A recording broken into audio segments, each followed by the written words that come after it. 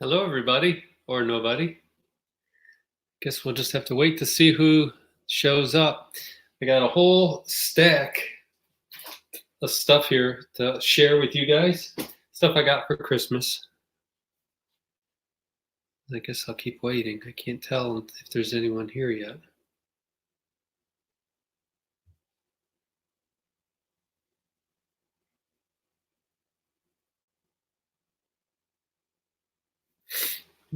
I think this is simultaneously streaming on YouTube. Let me check.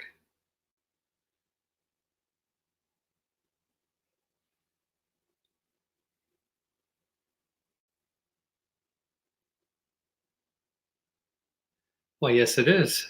And it looks like there's a bunch of you on here. Yes, it is. Let's see here. TH Comics, highly a comic bro. Zoocal77, Joe, it must be your, hey Frank. Yes, Frank is having a nice, Captain UK Pop Fun Culture. So you're, I think, 5 hours behind me, so it's probably a little after dinner time there, I'm guessing. There we go. There's a little bit of a delay on StreamYard compared to YouTube, which is kind of weird. I didn't know that it did that. It's your birthday today, huh, TH Comics? Well, happy birthday. You almost didn't make it. So you and the new year are about the same. I have a huge stack of stuff here I got from friends and family for Christmas, and I was waiting for a box that Anthony Reapertate had sent me a note and said that he had sent me. So I've been turn my volume down there.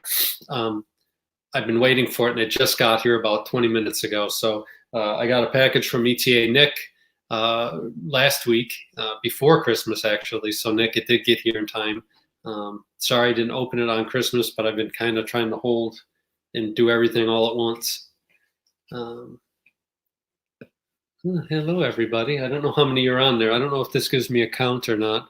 I'm not real familiar with StreamYard yet, but the first thing I got was a nice card from Dr. Von Chilla. He sent me a nice Christmas card, and it wrote a nice little part on the inside.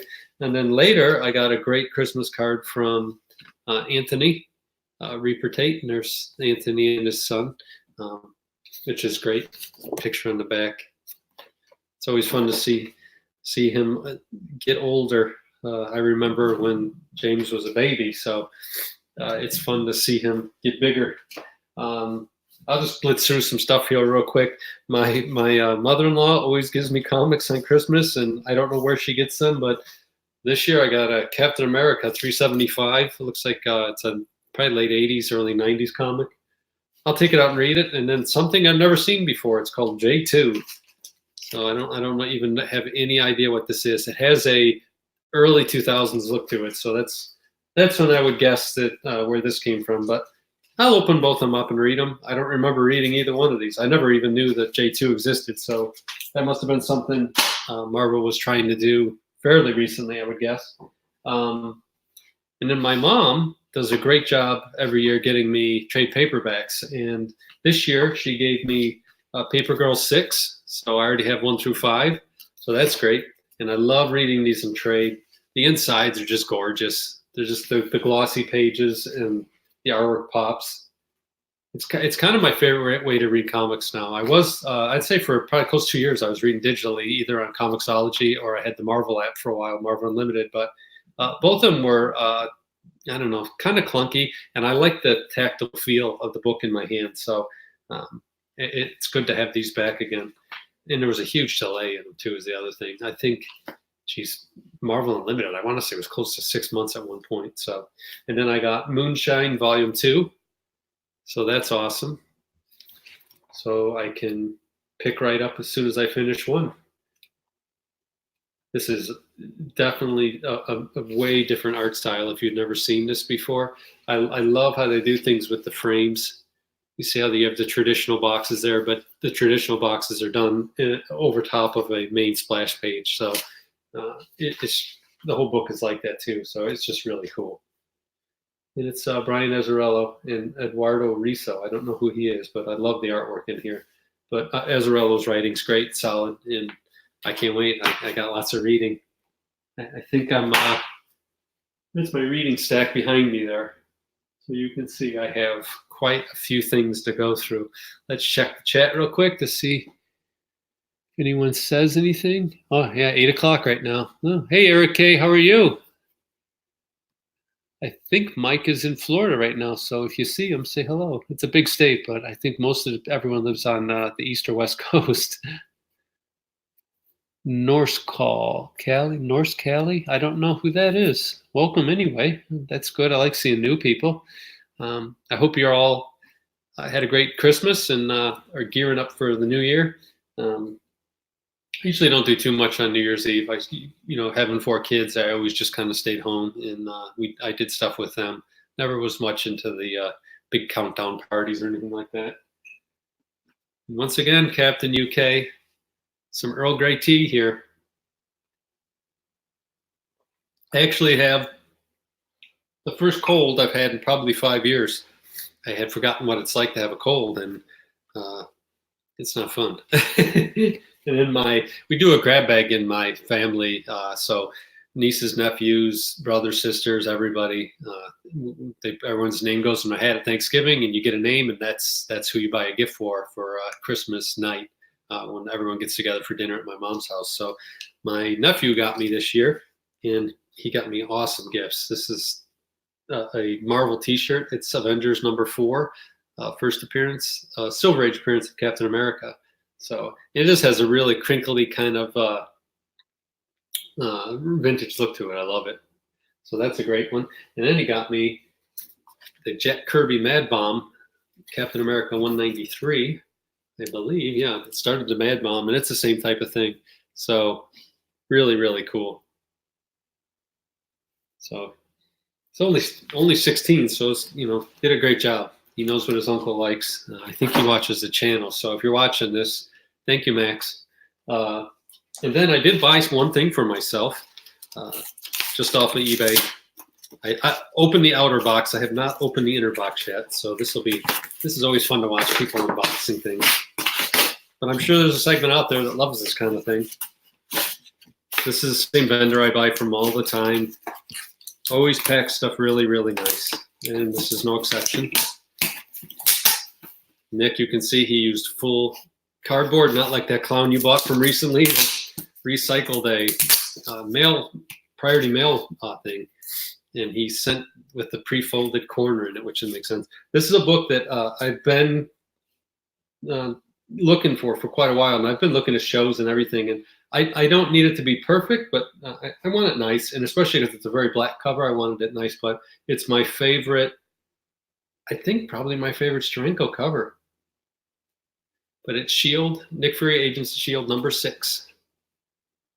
And I just love this book. Always wanted it, never got a copy of it. This is the background of the Earth explode in the background. It's a really, really cool cover. Love, love, love that. So I think you can all see it good. So I'm real happy to have that, and go right on the comic rack so I can look at it every day. What else did I get? Oh, hold on. I got a couple things you can probably see behind me.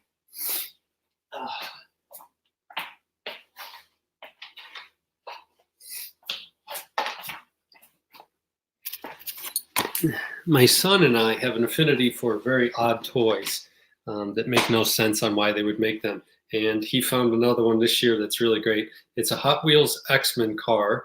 It's got, it looks like, I think it's Jim Lee's Magneto, and then it looks like maybe Rob Liefeld's Storm.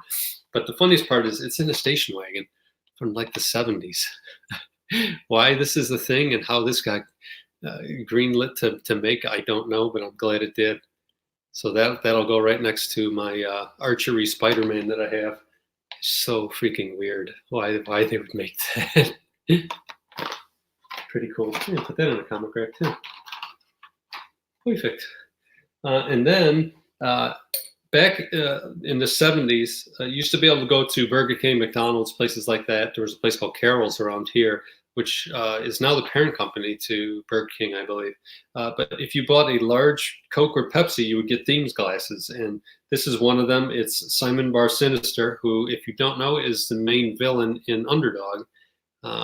Probably his most famous invention is his gun that he would point at people and make them cry.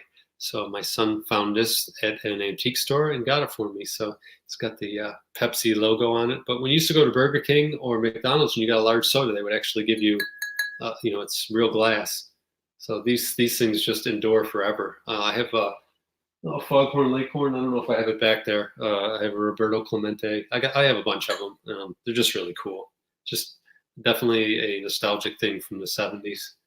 And I love the Bronzera, pretty much everything about it. So I got those things. So that was a lot of fun. It's always fun to get stuff at Christmas time because people, I never know what I'm going to get. They know that I'm into the hobby, and it's interesting every year. Let's check the chat. Oh, sorry about my sniffles, everybody. Geek aficionado. I don't think I've seen you in quite a while. I think a lot of you guys probably watch my videos. Or you probably just watch them on TV, or a lot of people don't comment. There's Wobbles. I remember you. Well, it's almost a new year. That's what's up. I have a huge shipment coming back. Probably Mike is in Florida right now on vacation. I would say, hey, Gray Man. I would say that it's probably going to be here, not this coming week, but the week after, probably the second full week of January. And it's all 1975 and up books. Should be some really good ones in there, though. So I'm excited to get that back. So we'll do an unboxing with that, and I'll see if I can find enough time to make another intro that I hope everybody likes. I know I enjoy making them. So if you guys keep watching them, I'll keep making them, I guess. So this first one's from Nick, and it got here, I want to say maybe on the 20th. I don't know. I know it got here quite a bit before Christmas, so I don't have any idea what this is because it's in a strange, almost like a record album size box.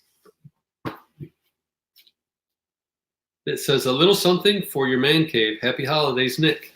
Really nice wrap job, Nick. Let's see what we got here. Nick is always creative in his AOKs that I get. And always a good packer. Nice paper, Nick. Really fancy.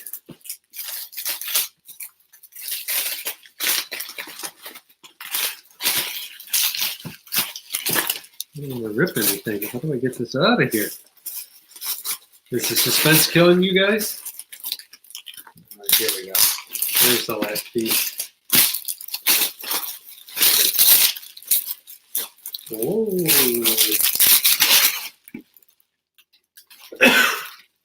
Look at that.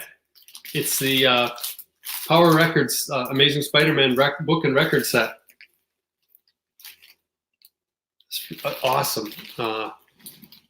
Thanks, Nick. That's great. So this one isn't the small. Normally you get the little 45s, but this is a full-size record, and it looks like it has both of its Invasion of the Dragon Men and then the one that's Mark of the Man-Wolf, which I think is Spider-Man 124.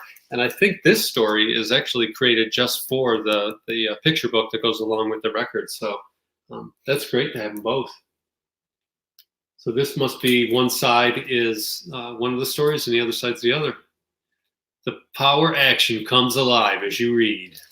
Yep. So this was as close as we got to MCU when I was a kid. I was excited to get these kind of things. I've never seen this one though before in an album like this. That's really cool, Nick. Thank you very much. I think last year, or maybe it might have been the year before, Nick got me Fantastic Four, the 45. The way it all began. It's one of my favorites. That might be my favorite one, I think. My brother and I still have the original. We watched that. I said there's probably grooves all the way through that record at this point. Hey, Sleepy. David Valdez. I never recognize like you're Sleepy. It's got to be, it must be almost lunchtime there, right? You're in Oregon?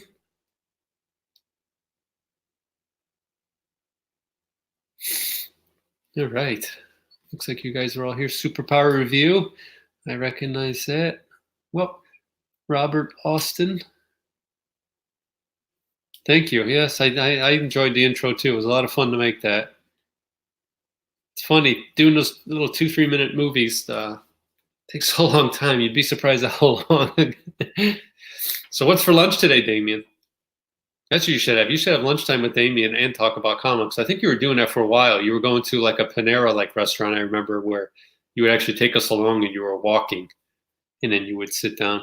That FF Power record is on YouTube. Uh, did I do a video on that on Fantastic Four? I know there's a guy out there who does just beautiful renditions. Mine's with I think Eric K called it Drunkovision, where the camera's moving around a lot as I'm trying to turn the page. Grilled cheese and soup. Well, you know, Frank makes grilled cheese. He makes really good grilled cheese, actually. Grandpa Comics. Okay, I recognize most of you guys. So thank you, Nick. That was great. That'll definitely get played. I set up in my living room. That's the bigger room upstairs with the big window. I think it's been a few videos. I have a new, well, it's old, but new to me, stacker record player. And that's where you can put LPs on there, I think up to 8.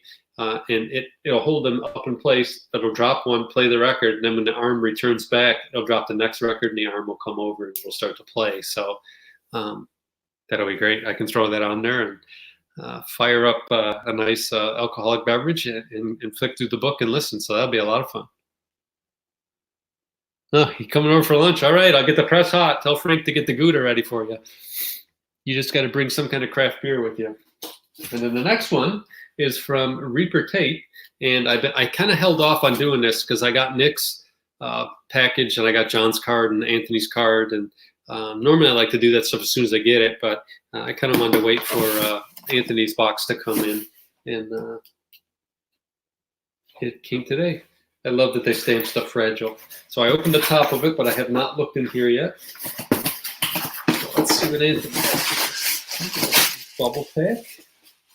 Save that and reuse it. What did I get here? Looks like something from Amazon. Oh, that is really cool. He got me a Captain America mug. It looks like ceramic. Let's take a look at it. Fingers crossed, Anthony. Hopefully it's not cracked, right? Oh, look at that. Oh, it's a beauty. Can't get it out of there. Almost. It looks like you got snow on his face. Stupid styrofoam.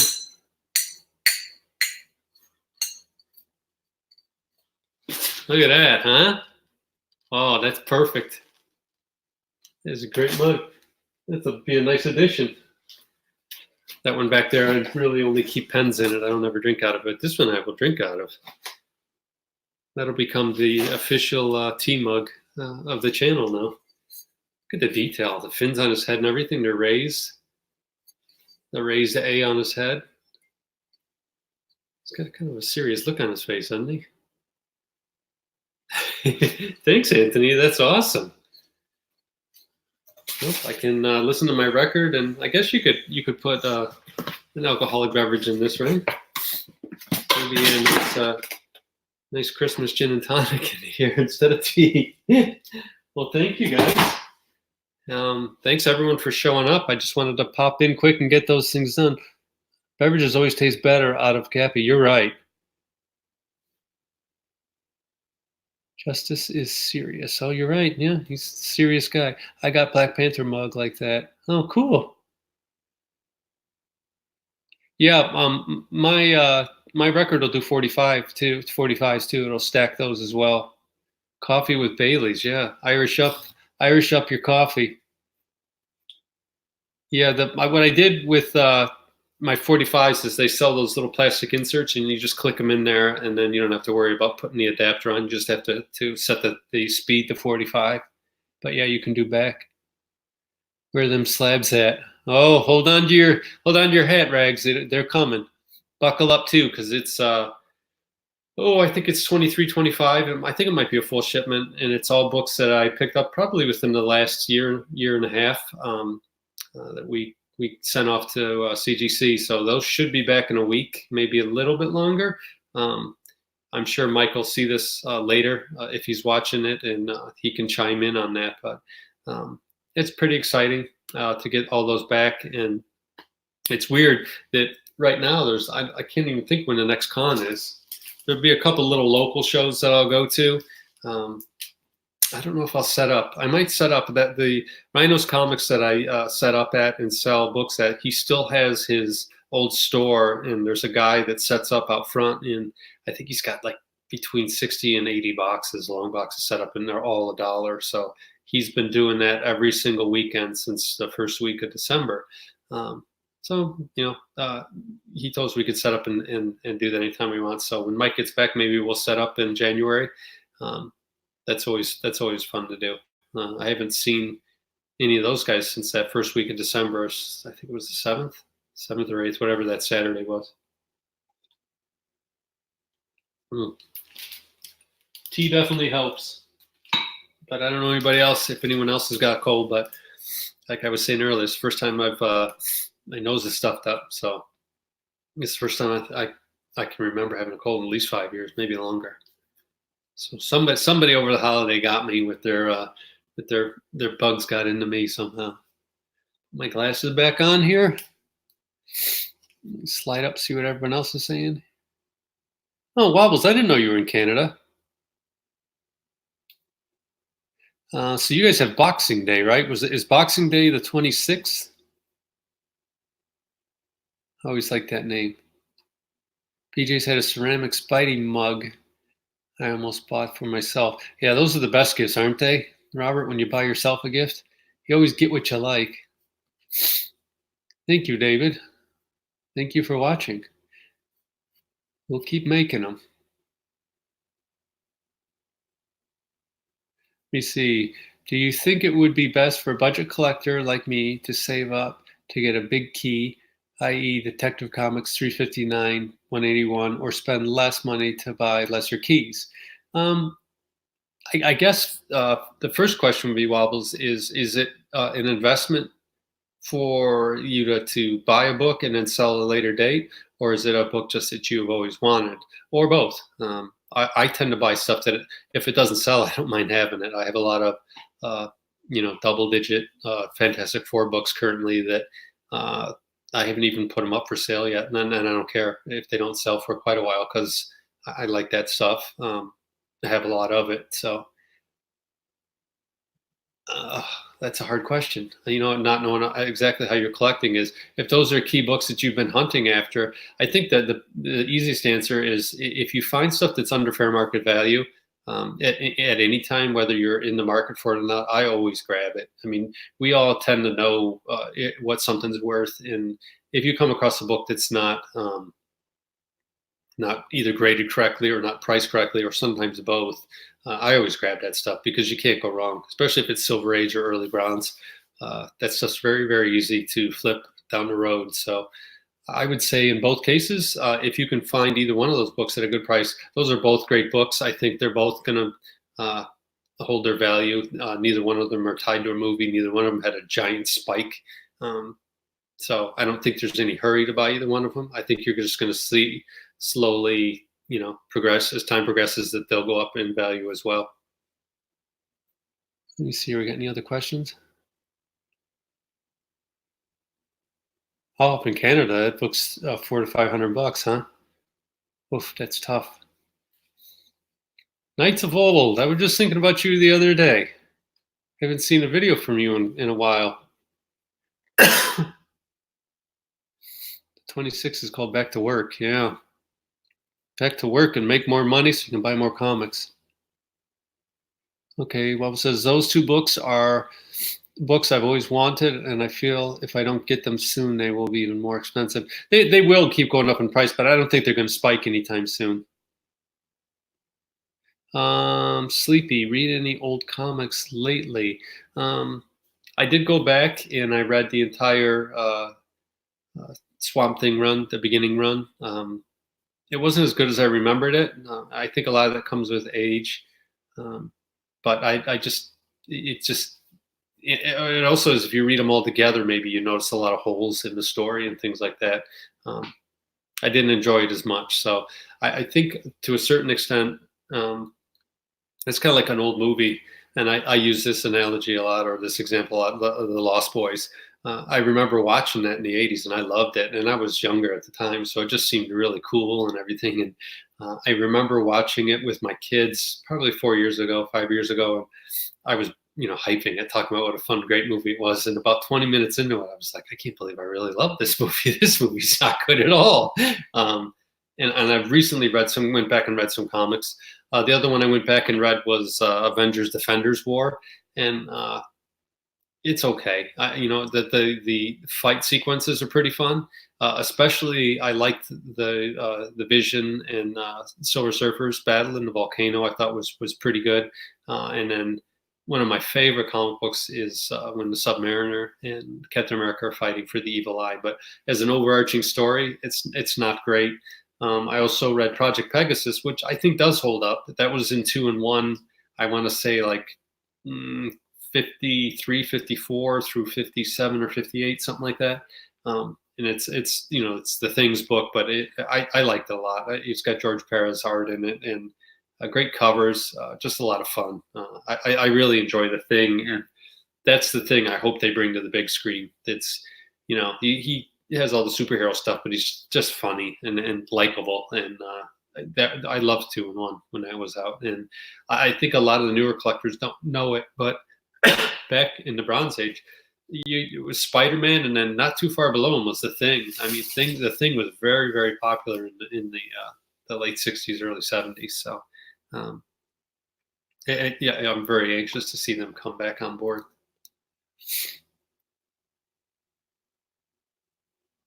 That's right. If you hold the book and it makes you smile, it's a good buy. 100% right. I should have wrote that book before Marie Kondo came out with that whole thing. I think I actually used the phrase when I was going through and culling my books. If you hold a book and it doesn't bring you joy, then let it go. I should have copywritten that, and I could have been the one that had a Netflix series. Yeah, Sleepy. I would reread both of those. You enjoy some of the artwork. And what's fun to me too is when you go back and you read that stuff, you see what is acceptable at the time and how people were thinking at the times there.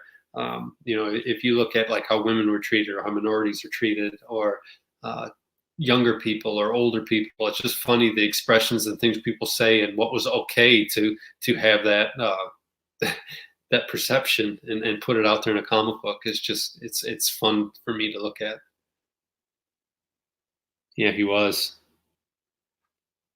Yeah, I think a lot of it is because Marvel kind of drug their feet on the Fantastic Four for the last several years because they didn't own the rights to them, and once they started pumping out the movies, they didn't want to hype something and make it big, make the property bigger for somebody else at the time, which was Fox at the time. Let me re-show what I got for those of you showing up just now. I know people show up all different times. Nick got me the Amazing Spider-Man Power record set. So this one's a full-size album, and it has both of the smaller 45 versions. So you have the Man-Wolf, and then you have the Dragon Men. And I'm pretty sure the Dragon Men story, if Metarog was on here, he would know for sure probably. But I think that story is an original story. It only appears in the record version. This is Spider-Man 124, where J. Jonah Jameson's son, John Jameson, comes back from the moon, and it becomes a werewolf, which I love. I love that story. But it's a record of that. And then Anthony Reaper Tate got me a Captain America mug. So it's really cool. And it will hold either hot beverages or ice cold beverages. I don't know, like beer. So where's Todd Hoback that always starts chanting chug, chug, chug? I don't see him on here yet. Project Pegasus was fun. Burn Art 2. Yeah, you're right. He did do that in there as well. And I want to say, I think that trade paperback also has it's Captain America and Ben Grimm, and they're in the swamp, and Man-Thing shows up, and AIM is in there, and they're fighting over I think those 2 issues are both done by John Byrne. I'm going to sneeze. Oh, nursing a cold's not fun. Excuse me. Sorry about that. Very unprofessional. Sorry. Oh, that is TH Comics. I keep forgetting you changed your name. That's right. If I remember right, too, you're up in Canada. We have a bunch of you north of the border. Is the record new release? No, it's not new release, but it was only written for that story. So I never got that 45. It's a lot scarcer too. When I go to shows, I see the other Spider-Man one a lot, and I don't have them within reach here. But I have most of them. I think there's about 50 of them altogether. But most of the superhero ones I have, all the superhero ones. They made a lot with like GI Joe and the monsters. I have Frankenstein. And Dracula and Werewolf by Night. I have all those ones, but I don't have all the ones that they produced out there because I want to say Planet of the Apes, they must have at least 3 or 4 of them that I can think of. Is there upstate New York snow yet? We had a ton of snow before Christmas, and then the week before Christmas, it got into the 40s, and we had a little rain. And the night before Christmas, Christmas Day, and here we are at the 30th, and there still is no snow. Today it was about 52 degrees out in Western New York and raining. So we had a lot of snow. I'd say probably close to a foot of snow before Christmas. And Thanksgiving we had snow, but it all went away. No, you're right, Todd. They were from the 70s. Yeah, it was a messy week for sure. It was kind of sad because one of the cool things about living in the Northeast is you get a white Christmas, and if you don't get that, then winter really sucks. So it looks like I think we're just gonna have a warm winter. I looked at the forecast, and it's going to be in the 40s until in the next 10 days. So I don't expect there to be much snow, and we're already in the second week of January. Things do start warming up usually second week of March. So. Of course, I say that, and we'll probably get buried in the next couple days. But if we do, I'll do another snow thrower video. I know you guys in California enjoy watching, or Florida, especially Michael, because I think you used to live around here, if I remember correctly. So if you're missing the snow, give me your address. I'll send you a cooler full of snow. What's the biggest key you've had that didn't bring you joy once you held it? That's a great question. I have sold some recently. Biggest key. Well, Fantastic 448. It's a book I always wanted, and I have it now, and I'm actually thinking of selling it because I don't know. I'm not that jazzed about it. I like 49 better. Always have. And I have all 3 of them. I have 48, 49, 50. They're all slab. They're all around 6'5", I think. You can easily go back and look at the videos. But I don't know. I think that's one. I sold off my Swamp Thing collection. I had 1 through 23, I think. I sold those all off. One guy bought almost all of them, so that was kind of cool. They got to stay together. I never had House of Secrets 92 because to me that was a different Swamp Thing. It wasn't the same guy. It wasn't the storyline that I was used to reading. It was kind of a one shot. And if anything, I always felt that story was a big ripoff of the Heap anyway. The Heap was a Golden Age, and you'll know this, Night's Old was a Golden Age character.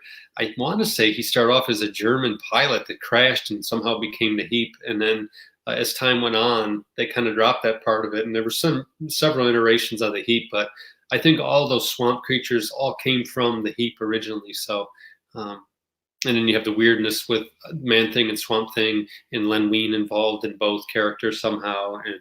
And but anyway, I never considered that to me to be the first Swamp Thing. I know I understand that they called him Swamp Thing and he's on the cover, but it's not the same guy.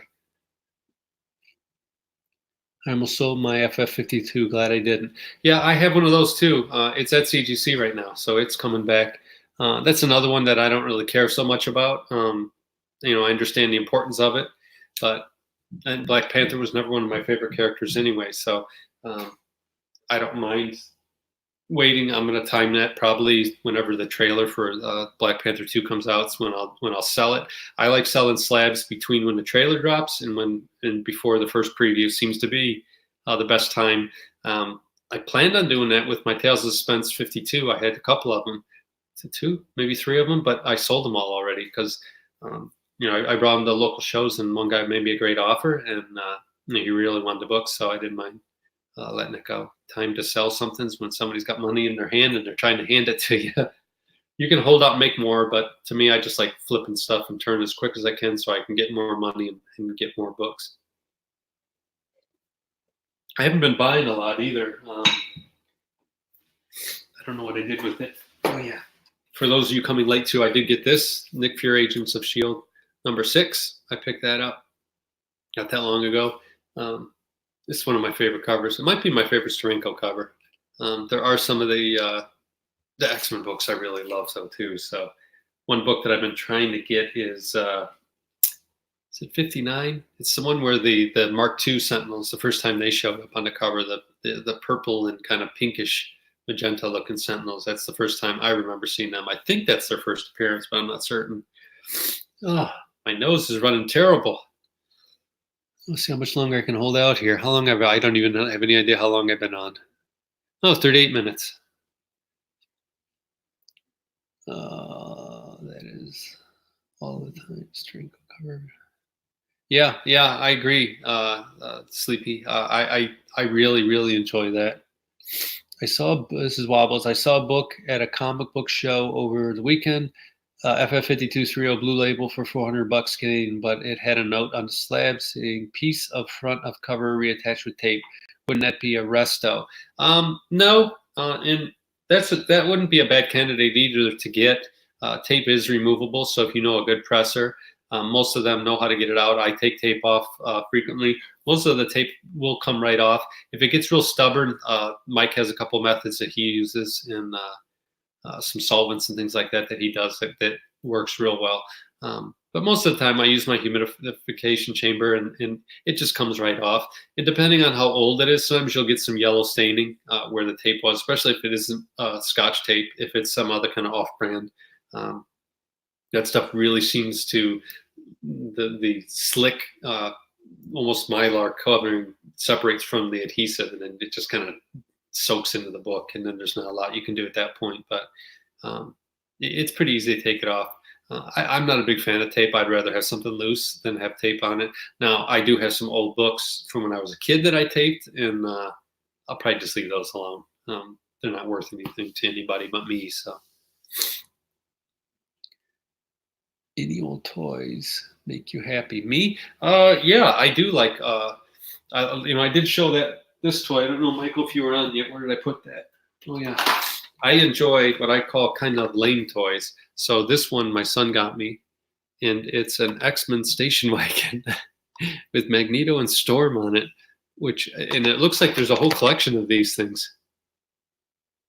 So why the X-Men would tool around in an old station wagon, I don't know, but I'm glad they did.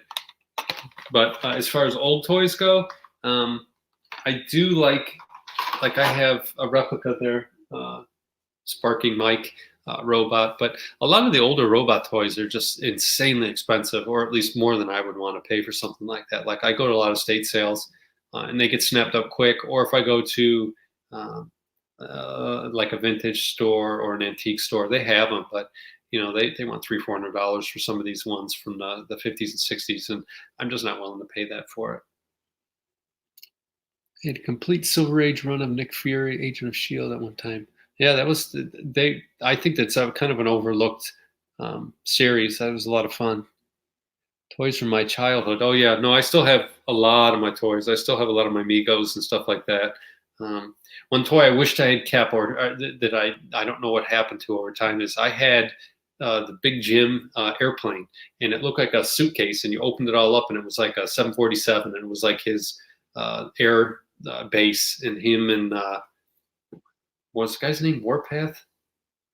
I don't remember. His friend, it was like Tonto. It was his version of Tonto. It was an American Indian, and he was there, and then you had all the villains. But it was their, whatever toy company it was their answer to G.I. Joe. But I had Big Jim and all of those guys, and I really loved that thing. And the other toy that I miss, I used to play with a lot, and it would be fun just to have it set up, is my brother had the Star Trek bridge, and it had the transporter in it, and you would spin it around, and that noise that it made was just so cool. And you would stick the guy in, and you would hit it, and he would spin around, and of course he'd be in the back like a magic trick.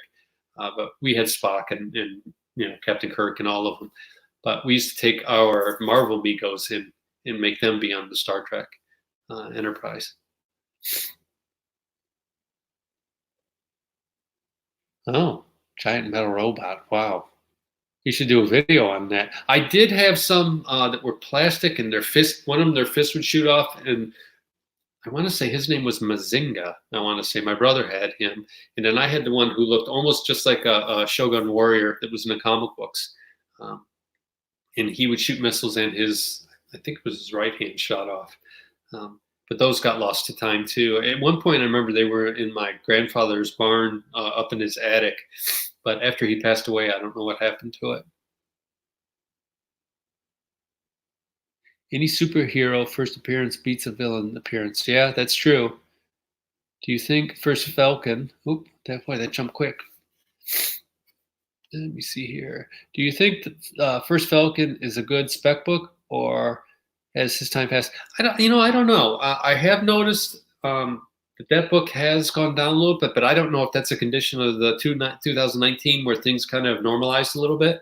I think what happens to the market to a big degree is if it's not something that's super current, the majority of the people out there buying books don't think about it. So it might be a great time to buy. So again, if you can find that book, Cap 117 at a decent price, I would grab it. It's still a Silver Age book. It's still first appearance of a fairly popular character. I'd say second tier character, but still he does have what is it, Disney Plus show coming up. I don't know when I don't think that's coming out till 2020. I don't think someone on here could say, but I don't think that comes out until 2021.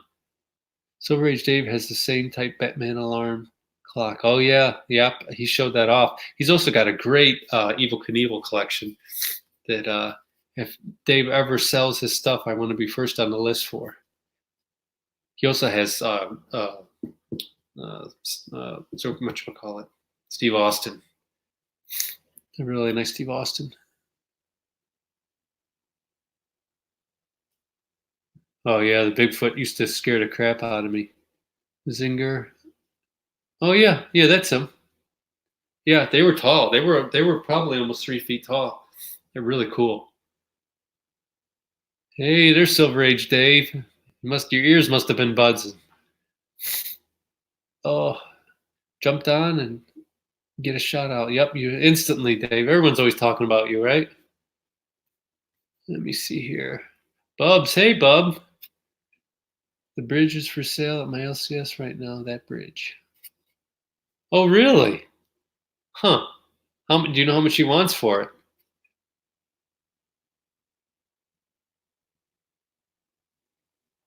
Grandpa Comic says, what about old Stompers trucks? Anyone old enough to remember those? I remember Tonka. I don't remember Stomper. I had a lot of Tonka, the real metal ones. They didn't survive the sandbox, so I don't think. Look at all you guys on here. This is great. Nights, if it's one of my winter projects. I want to. Oh, Sleepy took off. Bye, Damien. Sorry if you're not on here anymore. If I get through that, one of the things I want to do is go through. I have a lot of bins that I have a bunch of stuff in, and I want to reduce that. It's one of my 2020 things that I want to do is go through and just get rid of stuff that I don't want and reacquaint myself with stuff I have. So I have toy bins over there from when I was a little kid, and they're all in clear sealed up bins, and I'll go through that. Just today I went through 3 or 4 boxes, and I found a bunch of stuff that's still new in a box, and mostly Simpsons stuff, and I'm just going to sell it on eBay probably because obviously I haven't used it and I've owned it for 15, 20 years. So liquidate and get something you like better. That's what I like to do. Wobbles, I have a trade offer. Someone wants my CGC 8.5 X-Men 56 to Neil Adams. I got for $100 for CGC 40 First Falcon. I think I will do the trade. Yeah, that's pretty easy. I mean, you could just look up either on Go Collect or if you have GPA and see what both books are doing and see if they're trending and which way they're going. Sometimes I love making trades if I see a book that's trending down and the book I'm trading for is trending up, because even if it's a little bit lower value, they're going to cross, and the book trending up is eventually going to be worth more. I think $300. I'll be there tomorrow. I'll ask. Boy, man, that's a wow. I mean, the thing is basically the Star Trek bridge is basically cardboard with vinyl over top of it, and the rest of the stuff is kind of cardboard. I know the transporter is kind of cardboard because the top is a plastic piece, and it would spin around. You push the button, and it kind of goes chunk, makes a chunk noise when it stops. Um, but it was really cool. And the cool thing was is the Migos were all the same size, so it didn't matter if it was Star Trek or Marvel characters or whoever. They all were the same size, so you could make them all show up and play, at the same place. And the big gym figures weren't too much off in size either. So a lot of times we would, have like a giant super basin that everyone would play, and my mom was, indulged us enough. She'd let us have our crap set out for days on end. Oh. But I don't know if kids play with stuff like that anymore. I think they tend to play video games or do things digitally. Um, I know my kids did. I always got them a lot of toys, a lot of Legos, things like that would make them think when they were playing. Hey, Scott Johnson's on here. Hey, Scott, we haven't seen any drawing videos out of you in a while. I enjoy those. If I was Scott, I would sit around and draw all day long, I think. If I could draw that well. I still have to get your picture frame. The lady that I'm friends with does framing, but because it was the holiday, she couldn't get me in, so I didn't want to push her. X-Men 56 is $700 on my comic shop. Cap 11740 is $200. Yeah. Can you do a superhero LP video? Would love to see that. I could. It'll be with Drunkovision too, because I'll make sure I fill Cap's head up several times with beer and chug it before I hold the camera and do the recording. I'm sure Music Chatter would love to see it too, because I know he loves looking at the old LP players. Oh, great, man! That is a big difference. I wouldn't have thought that X-Men book would have fetched that much, but. Well, is that an ask for price, or was that one that's sold for that much? Because people on my comic shop can ask anything they want. The other place to look if you don't have Go Collect or GPA is I just go on eBay a lot of times and I look at sales, and then you just rank it highest plus shipping, and then you just find the grade of the book that you did. And then I usually look at grade above and a grade below, especially if it's a raw book. If it's a raw book and someone's calling it a 7.0, I usually look at 6.5 pricing. And make your offer from there. I just checked. Go Collect 8.5 is 130 for 56 and 150 for a Cap 4. Yeah, I would say, and others in this chat could go up. But if that's a book you want, I think 56 you could probably pick it up raw for a lot less than that. I think you'd be hard pressed to find a Cap 117 that isn't slabbed already. I know a lot of people out there. I know Nick is a huge raw collector, and it is frustrating. A lot of times you end up having to buy a slab book and break it out just because you want the book raw. So many books now are just getting slabbed. If you look at the census, you can see how many books are actually slabbed now, and that number is exponentially growing. I just think even some of the old time dealers and collectors are starting to get into slabbing their books as well. I think it takes any question out of it. It becomes a commodity at that point. You don't get any arguments over grade. Some people are great graders, and unfortunately some of them are terrible graders. And I've seen guys at shows that have been selling for 30, 40 years, and they don't know how to grade their way out of a paper bag. So, and then I've seen guys that are just regular collectors, and they're good. They're good at grading. It's just practice, and I don't know. I guess you gotta grade a lot of books before you're good at it. But if you're not good at grading books, it's tough to buy and it's tough to sell. So that's if you're in collecting and you don't care about value at all, which I don't know too many people anymore that are like that. I think that they are so lucrative that I think in the back of everyone's mind now when they buy a book, they're thinking, how much could I sell this for at some point? So learning to grade is really, really important. If value has meaning to you in the hobby. Young Kenny, Kyle Walker. Wow, I haven't heard from you in a long time. What time is it there? you're a day ahead of us. So it's Monday here. So is it Tuesday there? I think it is. Harley Yee always comes to Canada show. It charges USD, which is like 30% over. Yeah, Harley's got great books, and I think if you've ever bought from him, you'll know this. He doesn't negotiate at all. Um, eBay's good. I think my comic shop's decent. They do I think a decent job grading. And now that they've opened that up to you can do best offers on a lot of books. Not all sellers have adopted that, but it makes things a lot easier for sellers that don't want to have to deal with a lot of stuff because they virtually list everything on eBay as well. So I don't think it's 2020 there yet in Australia. Um, he is ahead of us, so it's New Year's Eve there. But I don't know if it's 24 hours or how far ahead he is there. He'll have to pop up. James Watson. I kind of remember that name. Waka Silver Gray, hello. Look at you guys are all in here. I didn't know if anyone would come on. Looks like we got a bunch on here. Oh my goodness, I've been on for 51 minutes just chattering away. Well, anyone that came late too, I can show you some other fun stuff. My nephew got me some awesome books, or not books, some awesome shirts. He got me Avengers #4, first appearance of Captain America, the Silver Age. And then Jack Kirby's Mad Bomb cover. When Jack Kirby came back to Marvel, they turned him loose on Captain America, of course, and that's the Mad Bomb cover. Just classic looking Kirby. The dialogue in that was really funny too. You could tell that it had been written before he left, and I think he just kept that storyline. Because if you read that during the time when that came out, it was just like it almost felt like a reprint. It was so like older style Jack Kirby from before he left Marvel. It's kind of funny to look at now and to look at those covers. I remember when I got those. I remember thinking when I was a kid, these must be reprints of old Captain America books. And Nick got me a record album, and Reapertate got me a coffee mug, Captain America. So that's pretty cool. You know, when I started on YouTube, I never thought that for one thing, I didn't know if anyone would ever watch my videos. Maybe a handful of people, but I never knew that I would get to know so many people. It's the good part of the internet. There's a lot of creepy, dark corners of the internet, but I think our little comic community is a good one.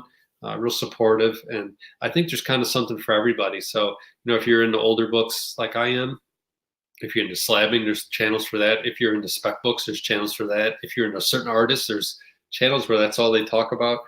If you're into brand new books, there's lots of channels out there. They tend to be the bigger ones where they do previews of Wednesdays, like Bueller. He does a good job with that. And I remember, I think I was maybe 2 or 3 of Bueller's subs, second or third sub, and he's just taken off from there. He's really dove into it, so good for him.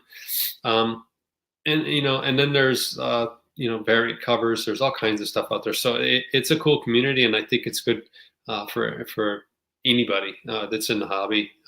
It's not so isolated, and I do hear a lot of guys talking about how isolated they felt over the years as a comic collector, almost to the point to where they would keep it quiet. I know Anthony Reapertate did a video on that not too long ago where he talked about the stigma placed on that and how people, even in his family, still don't know that he collects comics. And for whatever reason, I always was very open about it. And I mean, even in school, high school, people knew I was a comic book collector, and it never seemed to get in the way. So fortunate there, I guess. But I understand a lot of people didn't have it that way, that if you read comics, that was a bad thing. Sorry about my sniffles, everyone.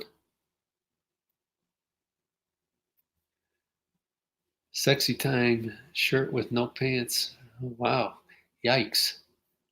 That could happen, I guess. I haven't stood up yet, so you guys don't know. I might not even have pants on right now. Have you ever read the book Marvel Comics: The Untold Story by Sean Howe? It's a pretty great book. No, but I will look that up. I have a whole bunch of books like that. I have the Marvel Vault. I have, I don't know. I'm a sucker for those books. I love those books. I do want to get the Gerber books as well, the 2 original and then the 2 later ones. I know the 2 later ones are lesser quality. They're not as good. Silver Age Dave did a fun video too. He highlighted a book that I've been real interested in getting. I don't know, Dave. You can, if you're still on here. Was it the one that was done by Roy Thomas? And then I was out shopping for the people over Christmas, and I was in a store, and I saw this gigantic Stan Lee book, the Stan Lee story, I think it was called. And then when I got home, my wife looked it up and said that I forget how many copies, maybe 3,000 copies that he signed, and they're gone. And that one wasn't signed, but it was like, I want to say $179 for this book, but it was even bigger than my Jack Kirby Fantastic Four book that I got. I mean, it would have stopped a bullet. I mean, it was a big, big book. I second House Untold Story, great book for Marvel history buffs. Yeah, I have a couple like that. Here's Silver Age Dave. Knights of Old said, haha. Is he talking about the pantsless t-shirt? It's always a good look. Shirt, no pants, and you got to wear like black dress socks pulled up to your knees. That completes the look. I see, Scott, you've been selling a lot of books lately, right? So what are you saving up to get? No, my son's taking off. He's gonna walk by you. I don't think you'll be able to see him. He's the one that did all this artwork behind us. Have a good shift. Let me see here. I'm here. Was it the 75 years of cover? Yeah, that's it. That's it. Was that done by Roy Thomas? Because there's one out there by Roy Thomas that I have in my Amazon list. I have a wish list. It's called Comics, and it's public, so anyone in my family can go on there and look at it. I find that it makes it easy to get great books like the ones I got. My mom must have gone on there because she got me Paper Girl 6 and the second Moonshine. So I almost got the first Moonshine done. So that's awesome. I can't wait to dig into this. I like not having to wait. I binge watched over the Christmas holiday Lost in Space. So it was good. I wouldn't say it's great. It has a lot of things in it that are super annoying, but just huge production value. I hope they make a season 3, but we'll see if they do or not. I think a lot of that has to do with subscription retention and things like that. And I'm sure they have a way of tracking that, but I would be interested to see what the numbers are on that. They are doing something new on Netflix that I really hate. They used to tell you the date when something was going to premiere. Now it just says it's official.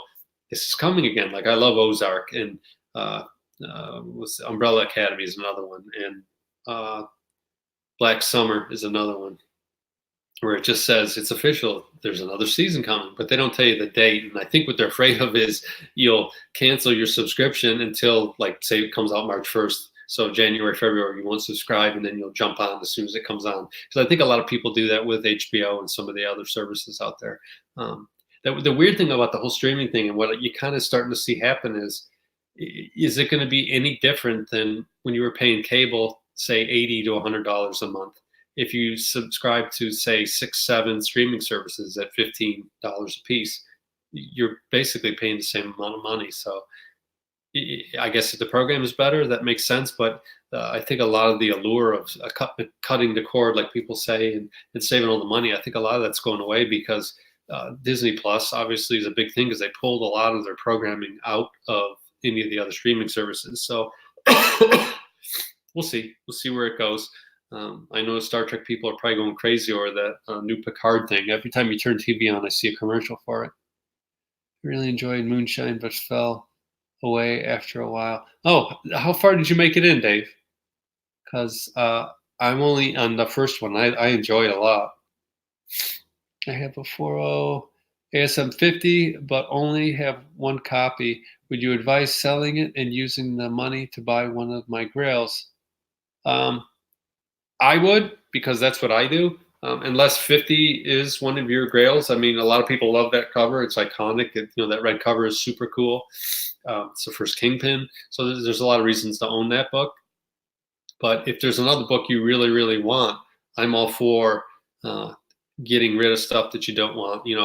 I've had conversations with Silver Age Dave and Nick and Mike and others about, I had at one point 28 long boxes and 22 short boxes, and I started selling stuff in 2017, and here we are at the end of 2019, and all 28 long boxes are gone, and I have 7 short boxes left from the original 22. So my personal collection's only 3, 4 short boxes at this point. Um, but it's stuff that I've always wanted, and some of it is my older books from when I was a kid. One of the boxes, but for the most part, I'm just going after books that I always wanted because I've read all of this stuff. I have it all digitally. I have bookcases full of trades at this point. I can go back and look at that stuff anytime I want. Um, I don't feel the need to have it in a box. Now, some people love to have it. I mean, Dave has stuff from when he was a little kid. I still have a lot of stuff from when I was a kid, but he has. I think Dave never met a comic he didn't like, and he's kind of the comic orphan keeper. So he feels like a comic's going to become an orphan, he has to give it a home, which is noble, and that's great if you want to do it.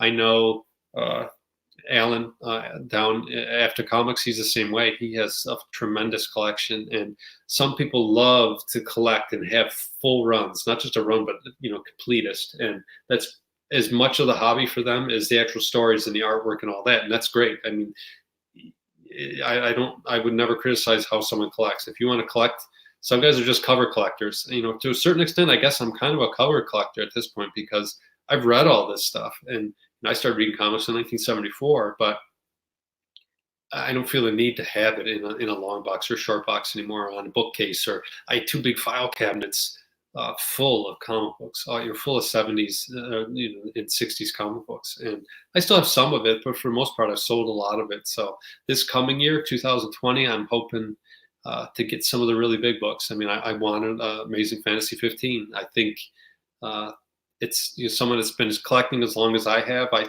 kind of feel like I want that book. I've always wanted that book in my collection.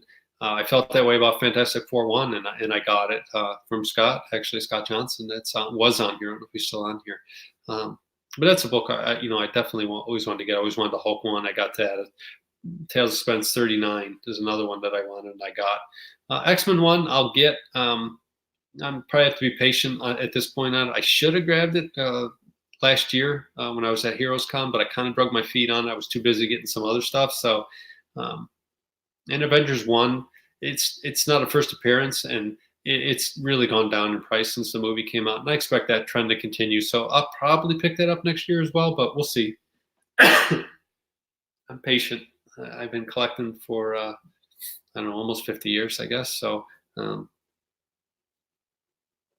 what's another couple years, another couple months, right?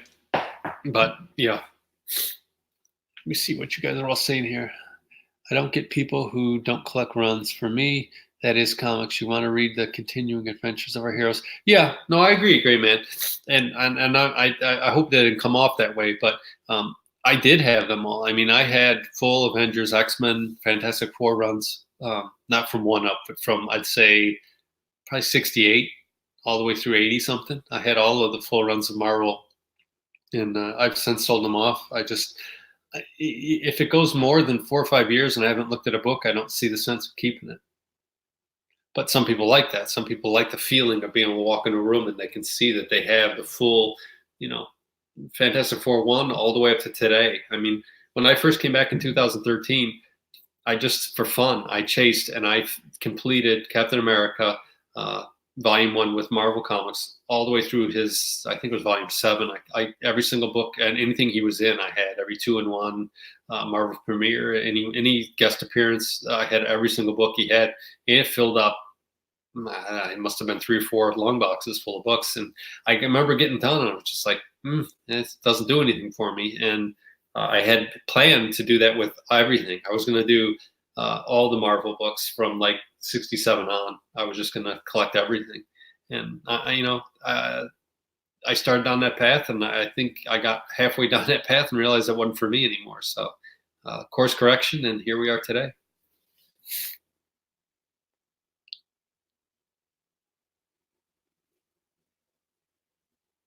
Yeah, Todd, I agree. Hulk 181 is a pricey book. I think that's another book that I had for a little while. I had Scott's copy actually, and then we ended up working a deal out to get it back to him. But I am not a huge Wolverine fan. I like Wolverine, but I'm not a big Wolverine fan. If I were though, that's definitely a book you got to get. I mean, if you're a big Wolverine fan, you have to have Hulk 181. It's just iconic. I know Dr. Von Schilla hates that cover. It's not particularly a great cover. But at this point, it's funny when you see something so often, it kind of has some kind of allure to it, even if it isn't great. But for sure, Todd, if you can sell some other stuff that you don't love because you've always wanted that book, I'm sure. So go out and get it.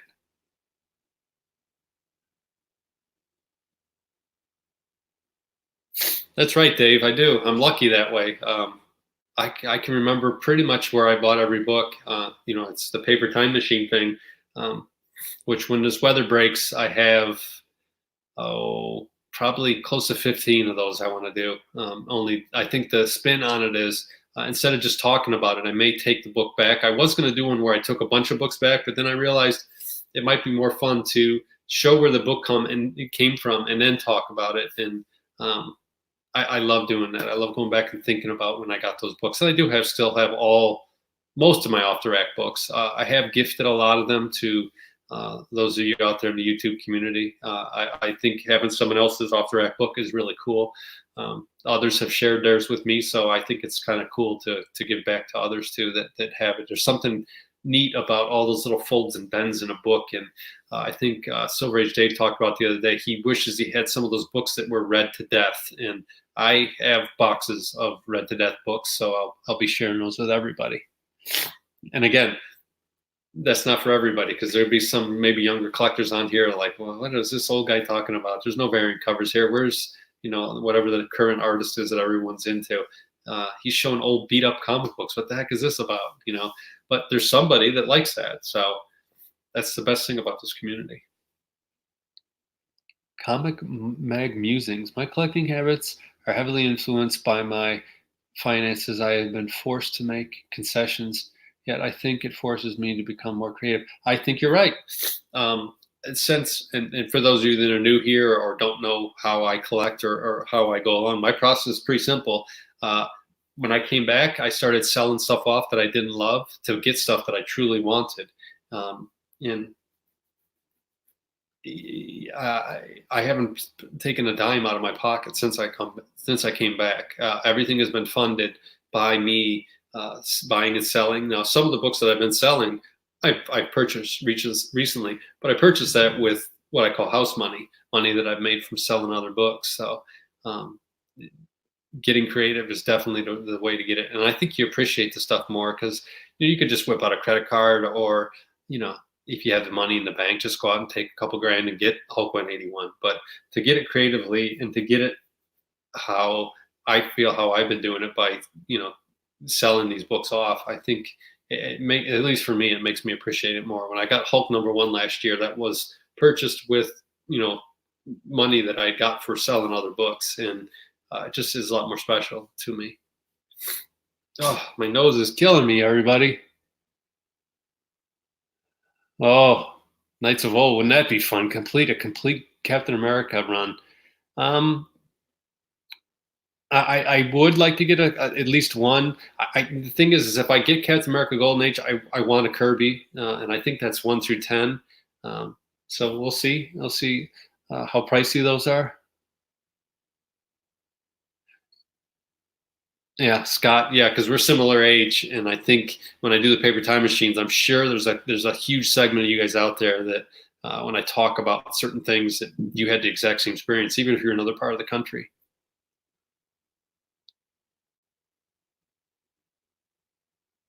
Yeah, Bob, I agree. My favorite books to collect are like 7.0s. I think that to me that's the perfect amount of just enough love, and it still looks nice. Now that being said, obviously I have a 2.0 Fantastic Four. My Hulk's a 2.5, but that's just what I'm comfortable spending on a book. I got to go back. I'm going back here. Yes, Eric, I plan on going to HeroesCon this year again. My nephew that I couldn't stay with last year, he actually bought a house. I think he closes this week on it down in Charlotte, so I'll have a place to stay. So I might actually stay a little longer this time. Let me see here. And even if you can't recall the stories you read, they're always out there. They're like satellites. They always orbit this planet. And digitally, it's great. That's right. Dave sold a book today, right? So it will happen. Alan never met a run he didn't want to complete. You're right.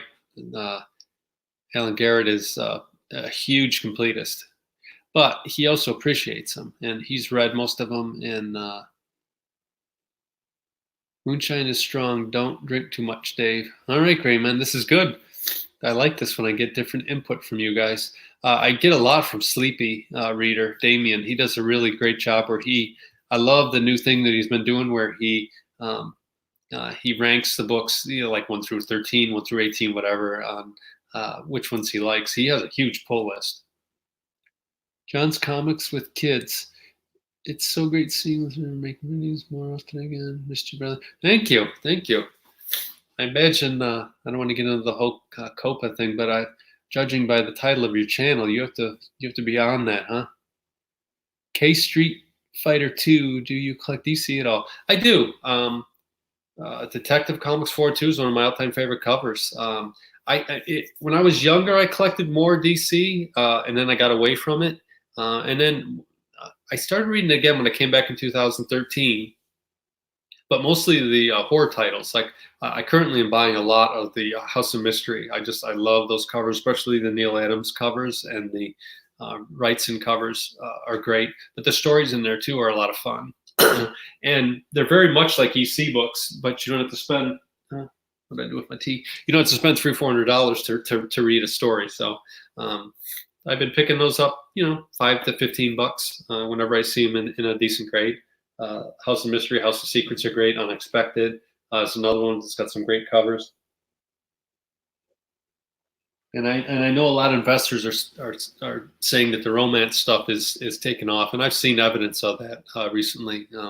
A lot of romance books at cons and things like that, and some of the older collectors I think are liquidating a lot of the collections, and they remember those books from when they were kids. So I think a lot of collectors chase after nostalgia and things they remember as a kid.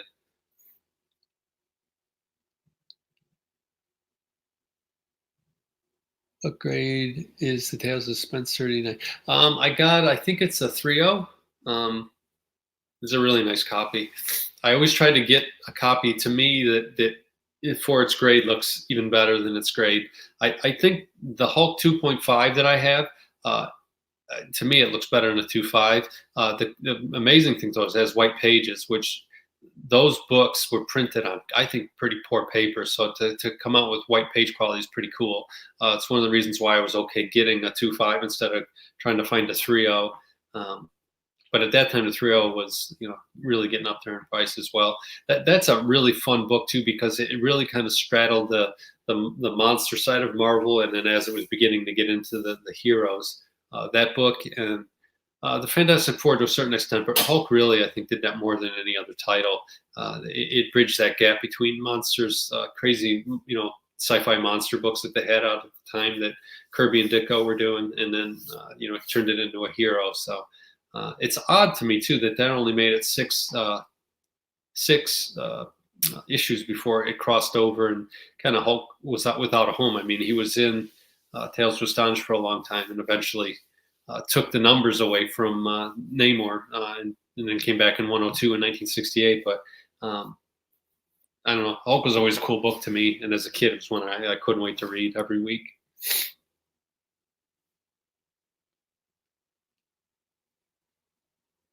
Yeah. Once you get to cream, brittle's only a little bit away. Off white to white's fine. Off white to cream is okay, but you get the tan and that, then yeah, that's not as cool. I guess to a certain degree, it doesn't matter because if it's slab, you're never gonna look at the dang thing. But are you going after the other 5 in the initial run? For Hulk, I probably won't. I actually think cover 6 is kind of derpy looking. Hulk almost looks like he has hooves for feet. Look, elephant feet is what he looks like. I love 3. I actually like 3 is my favorite of the Hulk series. It's probably my favorite Hulk cover. It's it has everything going for it. I just love the page layout. I love the soldier in the foreground talking about him flying. Similarly, I like Fantastic Four 3 is my favorite cover. I like that better than 1. Um, and I haven't gotten 3 yet either. I kind of missed the boat on it. I talked a lot about it in 2016, 17, and I ended up never getting it. And now with the craze that's going on with Fantastic Four and speculators who've jumped into that market, that book's gotten a lot higher than what I'm willing to pay for it in a decent grade. I would like a 3 to a 5 in both those books, and they're both probably over $1,000 for that grade level. Yeah, he's jumping on the cover. He's got Rick Jones under his arm. It's a great cover. Street Fighter 2. I have seen this, and Anthony, tells me a lot about it. In Street Fighter, maybe I'm just going by your name here, but I've seen a lot of games, vintage gaming consoles and games coming up at shows a lot. And I think a large part of the speculator market, guys that really aren't into reading comic books, they're more into playing the spec game. A lot of them have gotten into the video game market. I think that originally a lot of them were in cards or coins, and then they came over to the comic market when everything started taking off in 2008. And now that things are leveling off, it's not crashing like a lot of people saying. I think it's just correcting. I think since the movies have died down a little bit, you're seeing a little bit of correction on pricing. It happens in the stock market. It happens in all markets.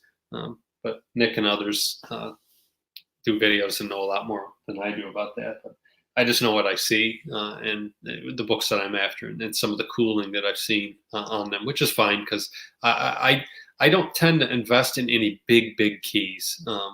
I think for how much I have to lay out there, it's pretty risky. I tend to buy books that are between $200 and $500 if I'm investing in them. Clean them and press them and sell them and then repeat, and that's the cycle. Jumping into a book for $2,000-$3,000, I think it'd be super risky.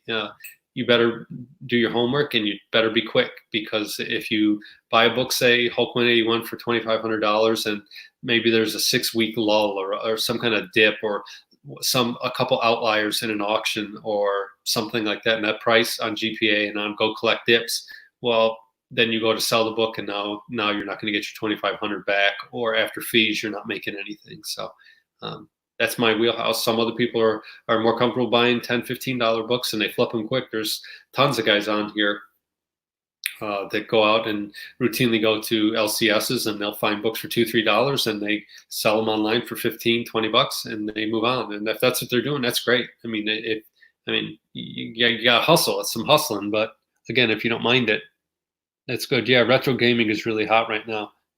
Yeah, I wish I knew more about it. I mean, I never was a big gamer. I think the last video game I remember playing was the Atari 5200. Pole Position, Tecmo Bowl, things like that I used to play, but I never really got into the consoles at home. Yeah, I don't know about the variant market. I've been thinking that should have crashed a long time ago, but I think once you see the guys that are more speculators and not collectors, once they pull out, then I think you'll see a pullback on pricing. But I think a lot of the guys out there for the variant, they really do love the covers and they love the art. Like, you got artists out there that Adam Hughes and Art Germ and people like that people just love their artwork and they'll buy anything they put out. So if they're in it for that, I think that's awesome. Guys that are out there buying, specking variant books on credit card, I think you better be good and you better be quick, because you could lose your butt real quick on those books. I know a lot of LCSs that have overbought, and there's at least 3 that I can think of, stores around here that have closed in the last 18 months. And I think a lot of it was because they overbought certain books, and I think they thought they were going to be worth a ton of money, and they ended up not being. So now what do you do? And the other thing that hurts LCS is guys not picking up their pull lists. When I talk to LCS owners, that's their number one complaint, is guys just either ghost them and don't pick up, or they come in and say they got 20 books in their pull list and they only take 2 books because that's all they can afford. And then what happens to the rest of them? They just sit for months, and then the guy disappears eventually. So anyway, I just heard a ding noise. What was that? I have all my apps closed. I shouldn't have anything in here. Added online taxes contribute to me not buying many books this year. Yeah, that was another thing. I did notice that. That really does put a damper on things. I mean, it's just math. You just have to do math, but it kind of stinks because it adds up. You know, if you're buying a bigger book too, it may knock you down. Say you were looking at a 4.0, you may end up having to buy a 3.0 because you only want to spend $400 on a book, and by the time you pay for taxes and fees, you end up paying that $400. Yeah, no, you're right, Todd. They do. They have to buy lots of books to get those variant books, and then they end up getting stuck with them a lot. I would not want to own a shop right now. I give those guys a lot of credit to do it. The one that I go to, Rhinos, he does a great job. He has a really clubhouse feel to that place, and I think that's the edge why he does as well as he does. But he also merchandises other stuff like the Funko Pops, and his entire lounge is just all Funko. So you guys are all on here. Look at me. I've been on here for an hour and 20 minutes. Blah, blah, blah. Who wants to listen to me? And, you know, Knight's another thing is selling is you got to keep track of the taxes now because I don't remember the dollar amount, but PayPal automatically reports all that eventually. So I have noticed an uptick in dealers wanting cash. And if you go to a show, bring cash. You'll get a better price. I guarantee it. I like to upgrade books, but adding 10% tax and selling fees, it's 23. Yeah, no, you're right. So it does come into play. I'm going to sneeze again. Sorry, everybody. Oh. Nope. Excuse me. How's that for a live chat? Actual sneezing. Oh. RB3 just bought a comic shop, shut down his YouTube channel, and became a retailer. Wow. Well, he was big. I know he sold his AF-15 and pretty much all of his comic books, and he got really into art. And the thing about it is I think he bought a lot of newer art, which I don't know the market for that much. I know the older stuff, if you can get your hands on it, is very lucrative. And obviously, if it's one of a kind, it's going to continue to go up in price. Like if you can get a Frazetta original or a Kirby original, that stuff's gold. So 14% tax here in Ontario, Canada, import fees sometimes. Yeah. It's I don't go to that show. I used to go to the one up in Niagara Falls. Mike and I used to go, and I don't think he went last year. He went the year before by himself, but we used to go up there because it's great. I would bring American money with me, and the dealers were great about it. They would get a huge discount because I'd pay in cash, and it was always a fun show to go to, and it was just fun to hang out up there. But I haven't gone recently because of that. Silver Age Dave said, I stopped buying new books last January. I spent less money in 2019 buying thousands of silver and bronze than I spent. Yeah, same with me, Dave. Other than trades, I don't buy anything new.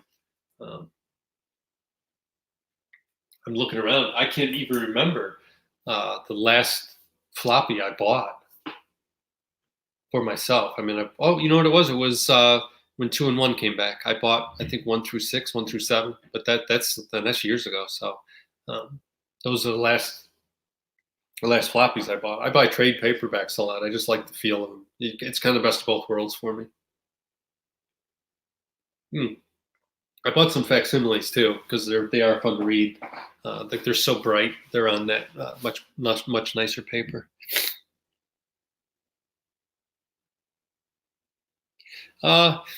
Mike, I think feels the same as I do. That I think the market is kind of, I think, getting adjusted right now. I wouldn't necessarily. It's across the board though. I think a lot of I've actually seen an increase in a lot of Silver Age books that are what most people call commons. They're not keys. I think your big keys, I think a lot of them have taken a little bit of a correction on their prices. I'm just thinking of AF-15 and Fantastic 4-1, books like that. Even though they're hot, they've still gone down a lot in price. And it could be anything that's involved in that. It could be some collectors have gotten their fill. It could be there's no movies coming out for a while. Having a meltdown here. But but we both are still buying, so I'm comfortable with where the market's headed. I'm not going to reach on anything. Um, if you know your values, you know how to grade, you can still make a lot of money buying and selling comics. So um, learn to grade, and you can either do it online if you're comfortable with that. I know Nick has great success with that. I typically like to buy in person. I like to have the book in my hand. I feel like I can grade it better um, in person. Nick has been great. He's done really well. If you watch any of his series on buying stuff online, he's just, he's got a nice big monitor and he knows what to look for. He's a really good grader and he knows what he can get and fix. I think that's a lot of it too, is I know the capabilities of what I can do, cleaning and pressing, and I know what Mike can do. If I get something that's really stubborn, I know what Mike's capabilities are. So that's important to know too, I guess. Well, everybody, I'm going to have to go. I've been on for an hour and a half. I think there are also many collectors who got their grails in the past 5 years and some have done. Yeah, they got their fill. I think that's true to a certain extent. And it's like anything else. To a certain degree, I think a lot of this has kind of been a fad for some people to where they really got into it and got all the books they always wanted because they're older and they have more disposable income.